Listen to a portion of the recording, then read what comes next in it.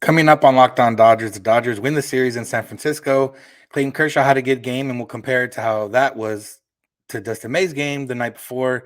Max Muncy continues to own the Giants, and the Dodgers offense did pretty well. And we had our first game over 3 hours, so we'll talk about that and just how miserable it was. That's what's on tap. So make sure to keep it Locked On Dodgers. You are Locked On Dodgers, your daily Los Angeles Dodgers podcast. Part of the Locked On Podcast Network, your team every day.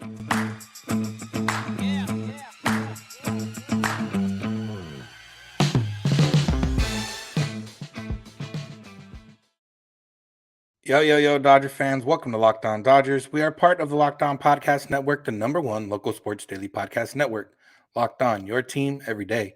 This is a daily podcast covering the Los Angeles Dodgers, bringing you the smart fans' perspective on our boys in blue every weekday morning. You can find us wherever you find podcasts and on YouTube simply by searching for Locked On Dodgers.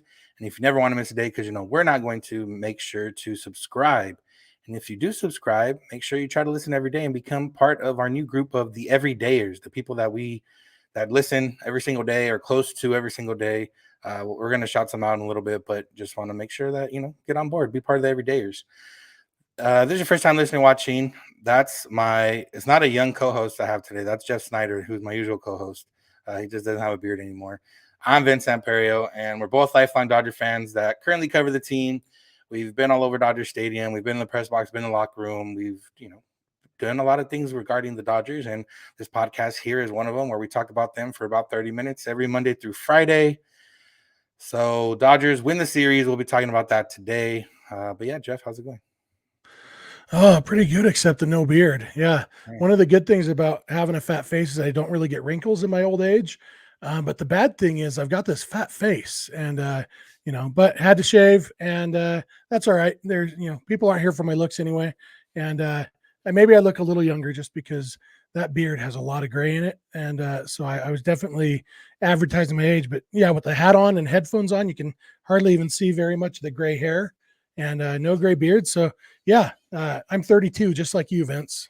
Yeah, there you go. Fresh-faced. All right. Yeah. Dodgers won last night by a score of 10-5. It didn't start out very promising, but then it got much better as the game went on. And one of the reasons it didn't start out very promising is Clayton Kershaw struggled a little bit in the first couple innings, gave up 3 runs, settled down, ended up going 6 innings with just those 3 runs allowed. Now, obviously, we'll touch on Kershaw and, the guttiness and the brilliance of him, refusing to come out of the game after the 5th inning. Max Muncy said Dave Roberts wanted to take him out after the 5th, especially the Dodgers had a long top of the 6th inning. But Kershaw refused to come out, ended up getting, a nice, easy inning in the 6th inning, finishing at just 100 pitches.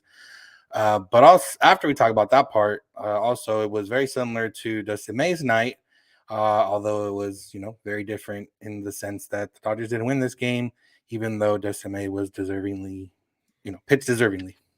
Yeah, like I said yesterday, the story of game 2 of this series wasn't Dustin May, it was the offense not showing up. And, Clayton Kershaw, 2 earned runs in 6 innings. Dustin May, 2 earned runs in 5 1/3 innings. Both games, the Giants ended up scoring 5 runs total. Difference is, this one we're happy about because the Dodgers offense showed up, put up 10 runs. And realistically, that with this Dodgers offense, most of the time, keeping the opponents to 5 runs or less, you're going to win most of the time. And the Dodgers, and Joe Davis had an interesting stat during the game that there have been 3 games this year that the Dodgers have scored 0 or 1 run. And all 3 times the next game, they scored at least 10 runs. And, it's always been a boom or bust thing for the last several years with these Dodgers. I do have a theory that it's not really much more extreme with the Dodgers than it is with most teams. We just notice it because we watch the Dodgers. But I think most teams, if you go through their seasons, they're going to have highs and lows. And sometimes on back-to-back days, you get shut out and then you score 10 runs. The Dodgers are more likely to have higher booms just because they are a very good offensive team. And so maybe we notice it a little bit more. But the difference is the booms, not the busts. I think every team has bad games and probably about as frequently as the Dodgers do. But yeah, I mean, this sure was a lot more fun to have. Well, for one, this time when they got bases loaded with nobody out, it was Freddie Freeman coming up instead of the bottom of the order, the strikeout kings. And So, that was nice. We'll probably talk more about that in the next segment. But yeah, the offense picked up Clayton Kershaw, which is good because, we said Kershaw struggled the first couple innings. Really, it was like, I mean, the first two batters, their expected batting averages on the two hits added up to 110. Like, it was, neither of those should have been hits. They were just perfectly placed accidental pop-ups that happened to fall in. And, Kershaw did give up the one hard hit ball that inning. But overall, it was just a stupid way to give up 2 runs. And then the next inning, he gets what should have been an inning double play, but Vargas boots it, and Joey Bart ends up scoring that inning. So, I mean, he's down 3-0 when he had actually pitched pretty well. And so I was impressed with Kershaw buckling down, like you said, insisting on staying in the game.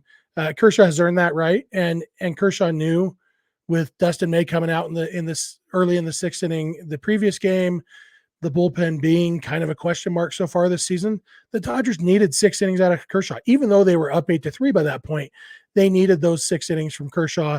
And he knew, look, I can get this done in about 100 pitches. Leave me in. Let me do my job of saving the bullpen a little bit. And all in all, no complaints at all about Kershaw's night. And it just makes me a little sad again that Dustin May didn't get that same support from his teammates. Yeah, when it comes to the offense, 20 or 19 runs in the 3 games, average just over 6 runs a game. But spread out between 10, 9, and 0, which is you're never gonna, like you said yesterday, you're never gonna win a game with 0 runs. But yeah, when it comes down to it, the Dodgers are getting some length. We know May came out of the game a little bit earlier than he wanted. Definitely showed a little bit of frustration coming off the mound. And not that he hasn't earned that right, but in that moment, it was a close game. And as much as the bullpen hasn't been as great as we thought it was, Dave Roberts is still going to trust the bullpen over a guy going through a lineup, the 3rd time or more. So that's the case what happened yesterday with Kershaw. Even with the long inning, we've seen Kershaw do this before.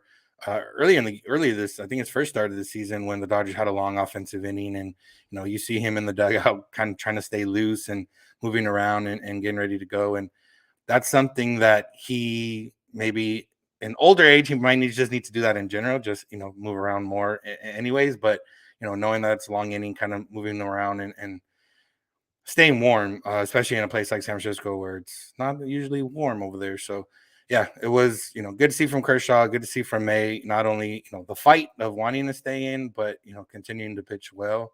And from what we've seen from May, for the most part, he's going to go deep into games. At least, 6 innings is kind of where we expect almost every time now with Dustin May, just the way he's looked so far this season.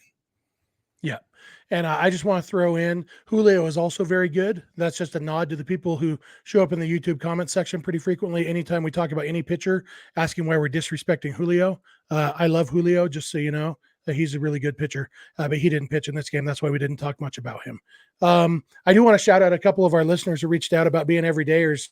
One of the things I've really liked is seeing people who are from California, became Dodger fans, but now live across the country or across the world.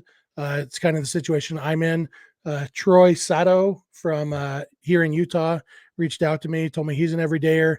He's about 50 miles north of me. So, we probably never run into each other in real life, but that was cool. Guy named Scott Swan, who is a news anchor in Indianapolis, but from Newport Beach originally. He reached out to me. He watches or listens to us every day because we help him stay in touch with the Dodgers. A guy, Eric from France, reached out, said he's an everydayer. Love that from another country. I've had somebody, I can't remember, I can't find the message. Somebody else from Pennsylvania told me that because the games are so late where he is, he doesn't get to watch many games, but he listens to us every day so that he can stay in touch with the Dodgers. So we really appreciate being able to do that for you guys. And even those of you who in LA, hope you're everydayers too, because we love talking Dodgers with you guys. Yeah, definitely. All right. We're going to talk about Max Muncy and his continued ownage of the San Francisco Giants and just the rest of the offense. Dodgers put up 10 runs. So that's that constitutes a strong offensive night. But first, I'm going to talk about eBay Motors, because today's episode is brought to you by eBay Motors. For a championship team, it's all about making sure every player is a perfect fit. It's the same when it comes to your vehicle. Every part needs to fit just right. So the next time you need parts and accessories, head to eBay Motors. With eBay Guaranteed Fit, you can be sure every part you need fits right the first time around. Just add your ride to My Garage and look for the green check to know if the part will fit or your money back. Because just like in sports, confidence is the name of the game when you shop on eBay Motors. With over 122 million parts to choose from, you'll be back in the game in no time. After all, it's easy to bring home a win when the right parts are guaranteed. Get the right parts, the right fit, and the right prices on ebaymotors.com. Let's ride. Eligible items only. Exclusions apply. I want to thank you for making Locked On Dodgers your first listen of the day every day.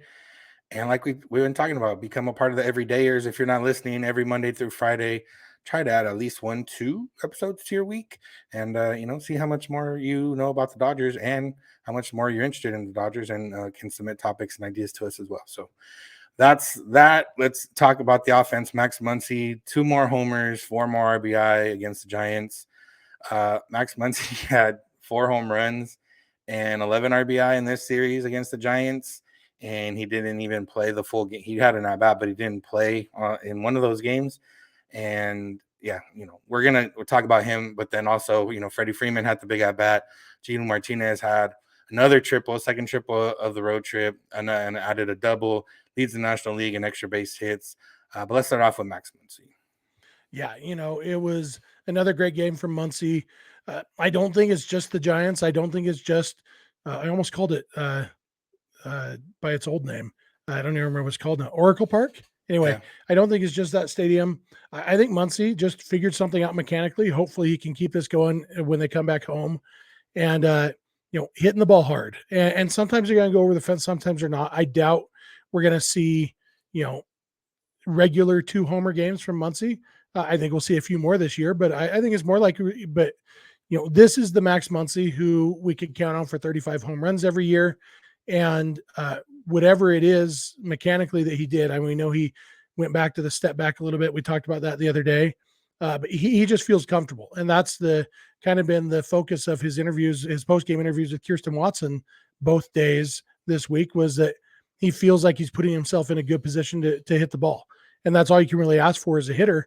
And so it's been great to see. And really Muncy was the big story because he had 2 big hits. He had the game-tying home run, and then he had the home run that kind of put the game away. But it wasn't just the Muncy show. Freddie Freeman, he had a huge, awesome at bat. Turned out to be Taylor Rogers' 4th straight walk of that inning. I think all 4 batters that Rogers faced in this game, he walked. A little help from the pitch clock on one of them, but Freddie it was like, okay, look. I know you can't throw it past me, Taylor. So I'm just going to it seemed like Freeman was totally content to take a walk, knowing that a walk would give the Dodgers the lead. But he was also hunting a hanger, and he almost got when he pulled a foul ball that probably had home run distance, but just pulled it foul. And, it was like, you watch that at bat. And I remember the Alex Cora at bat when he, 21 pitches, I think, back in 2000. I don't know what 18 year. Foul balls. Yeah, something like that. And that must have been 2004, maybe 2003. I remember where I lived at the time, and I lived there from when I got married in 2003 to the summer of 2004. So it was sometime in that time period. And I remember Chris Taylor's a couple years ago when he fouled off a bunch, and then on like the 15th pitch or something, he hit a triple, I think. But this one, like those ones were still in doubt. You're like, oh, it's going to suck if this ends in a strikeout. It's still a classic at bat, but just don't strike out. Freeman, there was never a chance he was going to strike out in this at bat, and unless, he looked at ball 4 and the umpire called it, which I wouldn't put it past this umpire. But even that, Freeman recognized he swung at a couple pitches that were above the zone, knowing, well, this umpire's pretty good on inside and outside, but he's been hit or miss on high and low. So I'm not gonna let him make the decision for me. And it wasn't until he got that slider that was clearly outside that he was willing to take the walk. But you just knew throughout that at bat that he was going to win the at bat one way or the other. And that was after his previous time up when he had hit what was almost a go-ahead 2-run double, but the Giants center fielder hurt himself right into the wall to make the catch. Like, Freddie Freeman, he was in control tonight.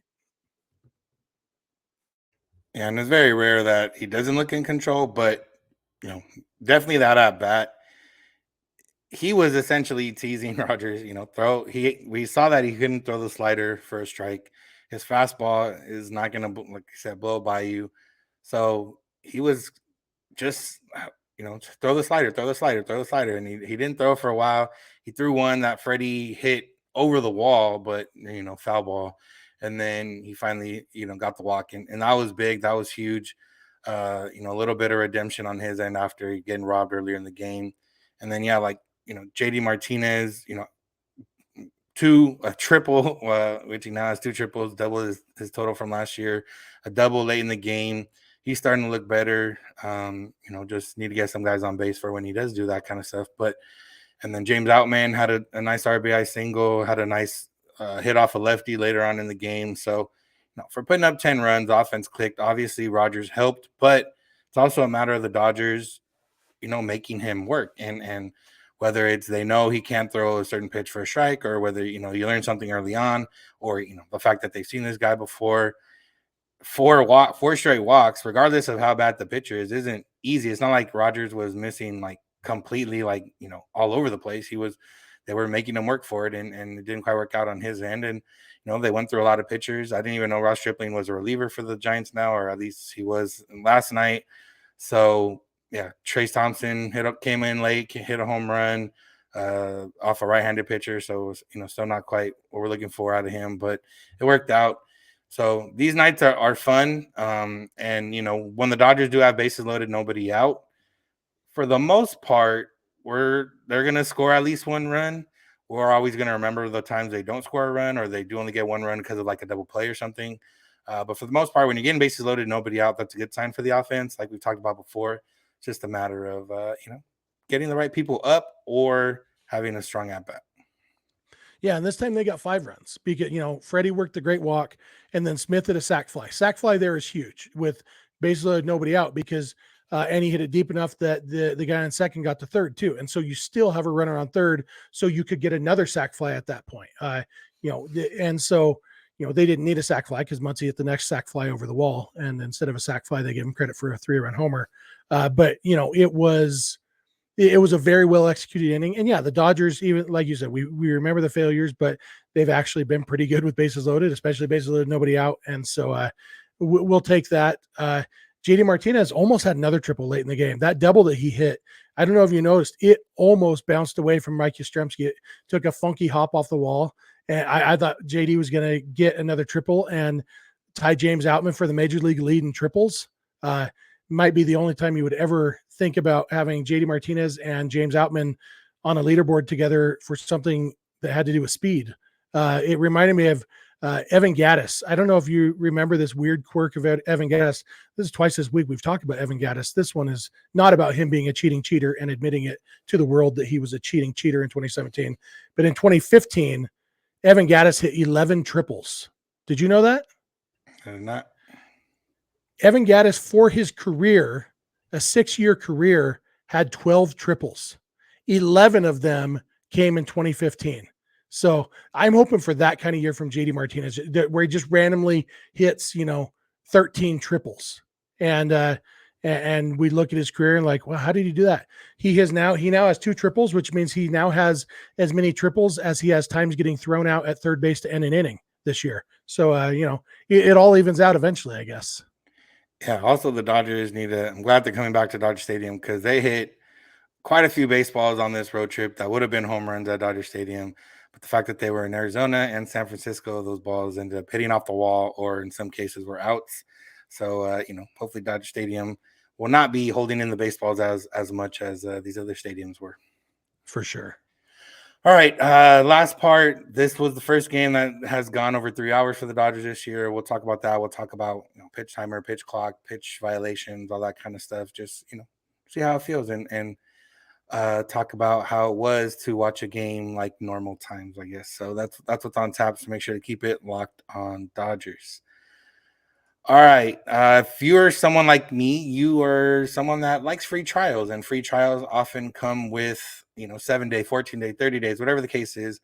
If you're someone like me, you also sometimes forget to set a reminder on when to cancel those trials. Rocket Money is here to help you out with that, because they're going to help you find those subscriptions that you forget to cancel. And if you want, cancel them for you. Try it free for 30 days. Try Rocket free for good, and you'll save a lot of money in more than just 30 days. Over 80% of people have subscriptions that they forget about. You could be, spending around $200 a month or more or less, whatever the case is. Most people don't even know how much you're spending monthly on these subscriptions, because, you sign up and you forget, and you don't, if you're not someone that checks your bank account very, very intensely, then you're going to forget. Rocket Money's here to help you out and help you cut your costs. They'll quickly and finally find your subscriptions for you. And if you don't want to pay anymore, just hit cancel and Rocket Money will cancel it for you. Rocket Money is a personal finance app that finds and cancels your unwanted subscriptions, monitors your spending, and helps you lower your bills all in one place. So stop throwing your money away. Cancel unwanted subscriptions and manage your expenses the easy way by going to rocketmoney.com/lockedonmlb. That's rocketmoney.com/lockedonmlb. rocketmoney.com/lockedonmlb. And with that money you save, you can go get yourself some Built bars, because they are the delicious snack that doesn't have all the sugar and calories, the best tasting protein bar out there. Built, you got to try it. They're healthy. They're great tasting. They're covered in chocolate. They got a bunch of good flavors that are normal flavors. They got a bunch of flavors that come out seasonally. They have the Built Puffs, which are even better than the Built bars, in my opinion, which is basically like a chocolate-covered marshmallow that tastes like flavor. They got churro, peanut butter brownie, cookies and cream. Those are just some of the flavors you can get. And they all come, like I said, healthy, around 130 calories, 4 grams of sugar, with around 17 grams of protein. And you don't need to wait right now. You can still go to built.com and get yourself a box, get yourself some flavors. We also go to your local Walmart or Sam's Club and head to the pharmacy section and find some Built bars there. Go check it out right now. If you're close to Sam's, if you're close to Walmart, go check it out. If you're not close to any of those, just go to built.com and get yourself some Built bars, and you can thank us later. All right, Jeff. So let's finish up with talking about baseball. And 3 hours, the first time a game has gone over 3 hours for the Dodgers this year. I think the previous longest game of the season was 2:47 or 2:48, I think Joe Davis said during the broadcast. So yeah, not something we're used to anymore. This game, it dragged in certain parts, and that was more so because guys couldn't throw strikes. I did notice, at least, maybe it's a Giants Dodgers, two smart teams, two guys, trying to figure it out. There was more timeouts today than I remember in previous games, or at least maybe it just felt that way because the game ran longer. But yeah, even though the pace is still similar, because it's not, the pitch clock doesn't change. It's just a matter of guys not throwing as many strikes. 3 hours, just over 3 hours, felt so long. Yeah, it really did. It was, it felt long. And the nice thing is it felt long, and it was only just over 3 hours. Like, when you realize that this was about the average time of a game last year. And it made me love the pitch clock even more, because the fact that these games are exceptions, this is what we used to have. And I know some people don't like the pitch clock. They think it makes baseball too fast. And I get that. But for me, I love action in a game. And for this, the too many pitches wasn't that big a deal. I do think there were more pitches. I'm actually trying to add up the pitches right now, how many total pitches were thrown, because it seemed like there were a lot. Joe, toward the end of the broadcast, was over 300. Okay. 307 or something. And so, yeah, I mean, there were a lot of pitches, and I'm fine with the pitches. It was the timeouts. It's, mid-inning pitching changes. I don't like those. I honestly, I think the next thing they should do, and Rob Manfred, if you're listening, this idea is free, or give me a job or a lot of money, either way. They really should include pitching changes in the mound visit limit, because right now, if a manager comes out and changes a pitcher, it doesn't count as a mound visit.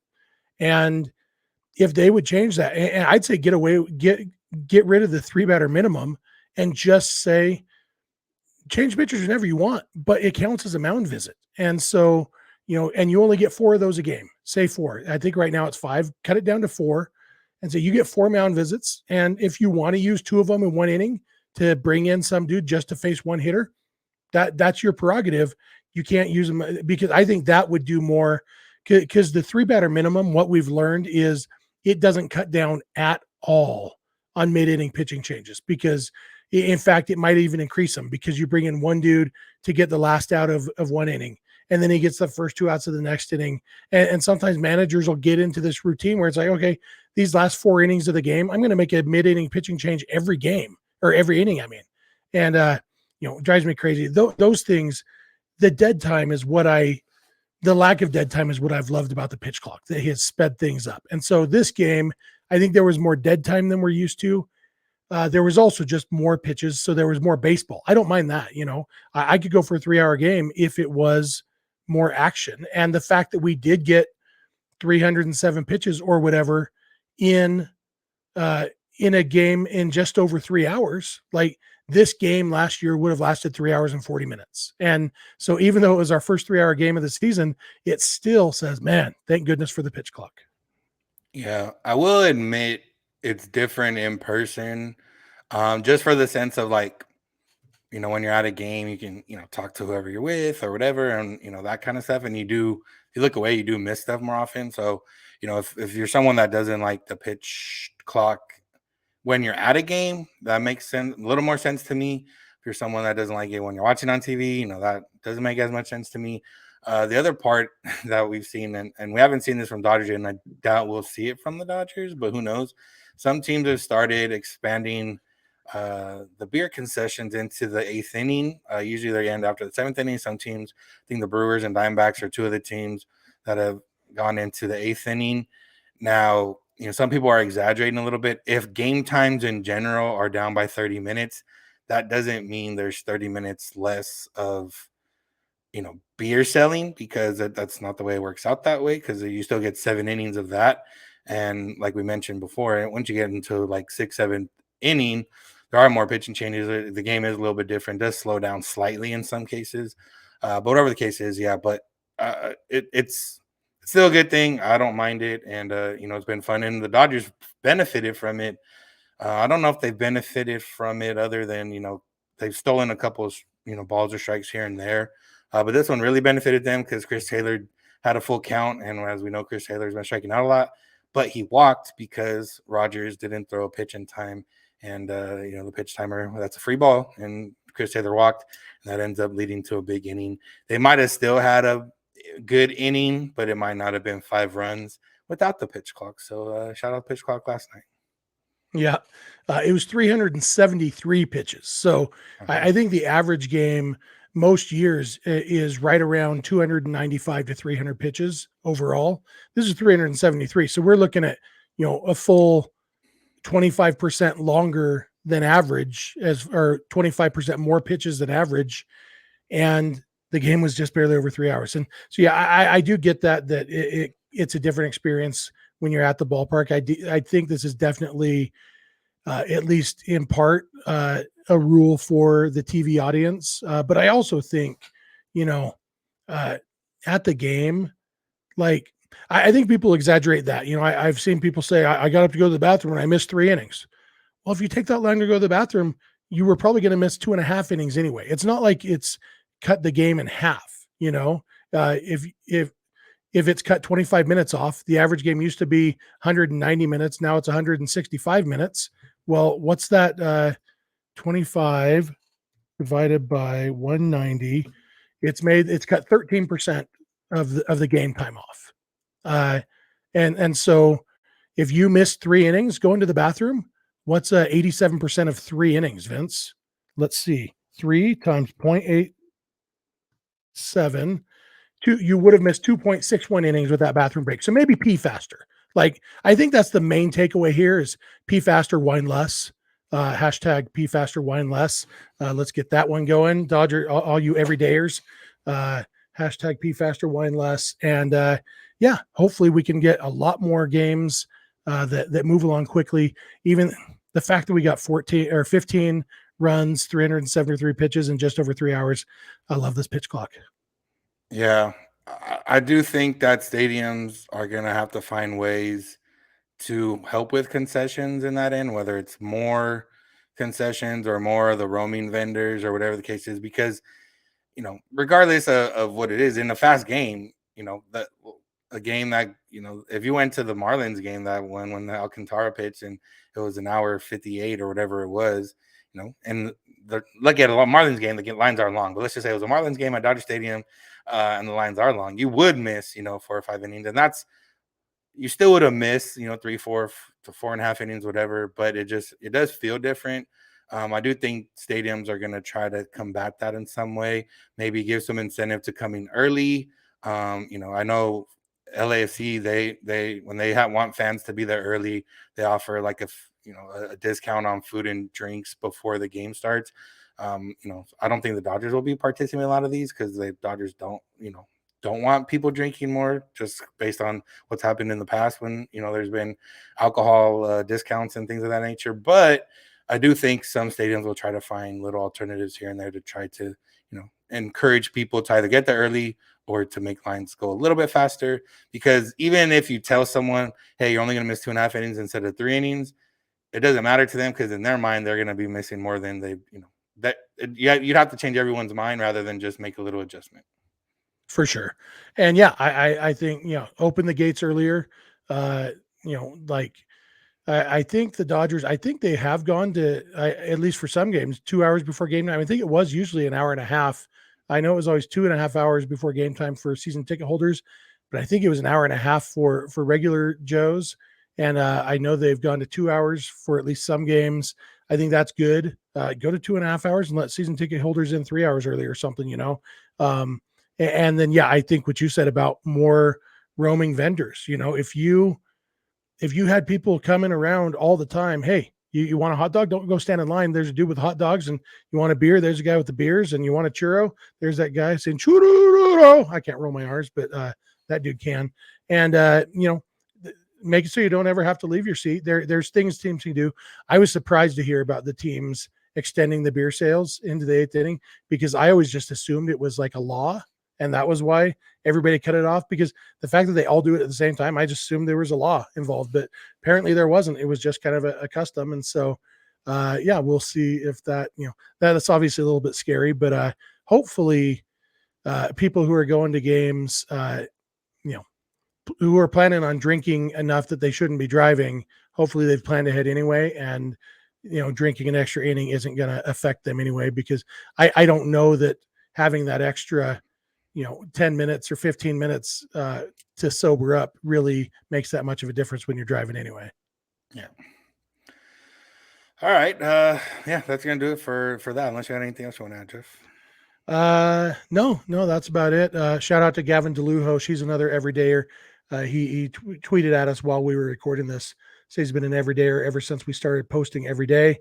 And he wanted to talk about the pitch clock and how the pitch clock and the shift band might be affecting the relievers. So maybe we'll get to that one tomorrow, because I imagine we'll be doing a mailbag episode tomorrow because there won't be a game to talk about. So note to Gavin, we'll answer your question tomorrow if we remember that you sent it. And that's the best I can do right now, Gavin. But yeah, other than that, thank you everybody. And hit us up with your questions. Yeah. One shameless plug. If you go to Cal State Dominguez or you're around Cal State Dominguez, I'm on a panel tomorrow as a guest speaker at 5:30 p.m. or tonight, Thursday night at 5:30 p.m. It's a journalism like World Press Day, but they wanted somebody with a sports journalism background, and social media still kind of fits in that mold. So, and I'll be there. Well, I want to plug something. Buy my book. It's on Amazon. It's called Writing is Power. You can get it in a paperback copy or on Kindle. So, buy my book, then go watch Vince speak, and then come home and listen to our mailbag episode. Yeah, there you go. All right, that's going to do it for today's episode. Thank you all for listening. Thank you for making Locked On Dodgers your first listen. If you're not listening every day, become a everydayer and listen every day if you want, realistically. But if you want to, at least double your time, like if you're listening to 2 episodes a week, you want to listen to 4, we're not going to be mad at that. If you listen to like 5 episodes a month, you want to listen to 10 episodes a month, that's still, you're not part of the everydayer, but you're moving toward that. And that's all we can really ask for. So make sure to do that. You can find us where we get podcasts and on YouTube if you search for Locked On Dodgers. After you do that, for your second listen, you can find Locked On Fantasy Baseball where we find podcasts and on YouTube. Matt and Dom are trying to help you win your fantasy baseball league. So go check them out. You can find us on Twitter and Instagram at Locked On Dodgers. Jeff is on Twitter at Snider. I'm at Vince Samperio. DMs are open on all those accounts if you want to send us questions. Like we mentioned, tomorrow's episode will be a mailbag. And I think we still have some questions left from last week, but you can always ask questions anytime and send them that way. You can send it via email, lockedondodgers@gmail.com, or you can always leave us a voicemail or send us a text at 323-863-5625. We're here every weekday morning, and we hope you'll be with us when you get in your car. If you're at home, search My Device Play Podcast, Locked On Dodgers. And remember, you don't have to agree. You just have to listen. Have a good one. We'll talk to you tomorrow.